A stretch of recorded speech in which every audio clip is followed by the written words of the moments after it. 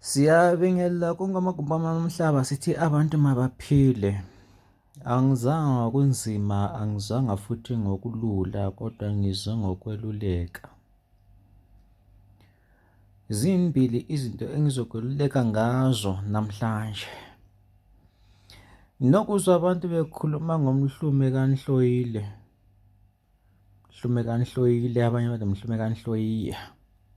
Kodwa silibele igama nje sokuthi ngumhlume ngegama elifishane.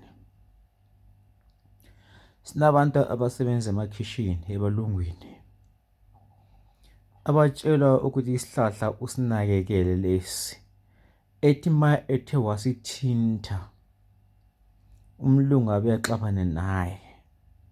Kodwa kusizwe abantu bethi umhlume kaNhloyile noma umhlume kaNhloyiya awutholakali. Kodwa izihlahla ezikhona emakhishini, emajaradini abelungu, basitshalile abelungu.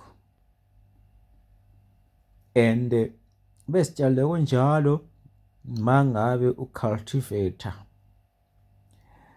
engadini yomlungu. Umlungu uthi yena, take care of this plant. I don't want any mistake. Uthi ma uthe wasithinta awulwe nawo umlungu. Noma ngathi mawusufika kuso uthola umlungu ephuma ekubhekele ukuxoxisa.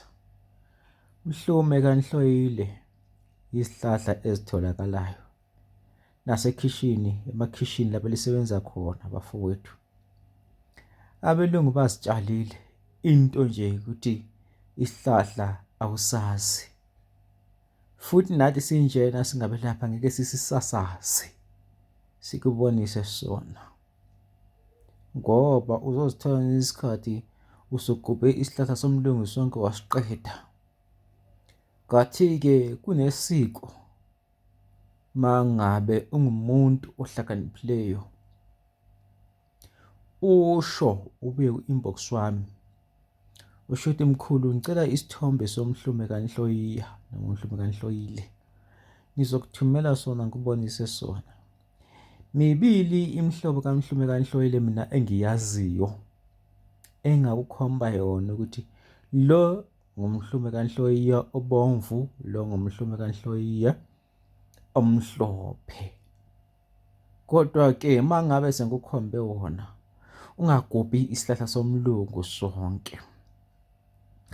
NguDlozikhulu okhulumayo, 083 2066954. UnguWhatsApp mangabe ufuna ukukhomba izithombe zomhlume kaNhloyiya. Wena osebenza emakhishini ebelungwini. Futhi ungaphaphi usuhamba ngathi wena into uyayazi ngoba ngubonise yona. Okunye nanku engizokucebisa khona futhi, yeka mangumuntu kuhamba abantu mabethi bacela u2 rand, bacela R1, ubona ngathi ngamaphara ubusiyabanikeza imali yakho. Bheka umuntu ngemva kokubana umnikeza u2 rand noma ngabe umnikeza i1 rand, ngoba abanye abantu kusetshenzwa ngabo. Usuku lonke leyo muntu uthatha isikhathi lokho ecela imali ebantwini. Mangabe umnikeza i1 rand, ngalapho abathwele ngaye khona i1 rand le ifika imali eningi kakhulu kubo.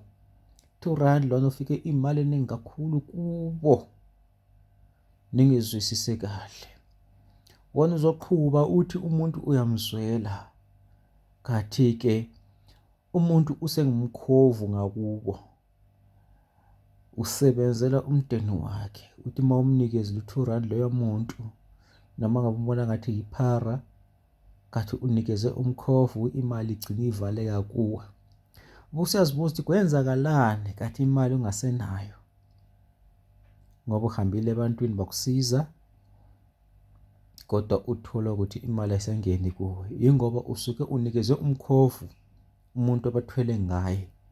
Ngoba umkhovu ungumuntu ophilayo ezinsukwini zanamhlanje. Akuwona nto ehamba ebusuku kuphela. Akuyona nto ethunywayo ukuthi izoganga ebusuku kuphela. Abantu sebejikiswe baphendula imkhovu. Yingakho abantu bakithi nikwazi lokho nikuzwisise. NguDlozi Khulu lo okhulumayo, 083 2066 954. Ngiyaliqwashisa, ngiyalifundisa ngaso sonke isikhathi futhi. Ngibonge konke amagumbi nomhlaba. Amen.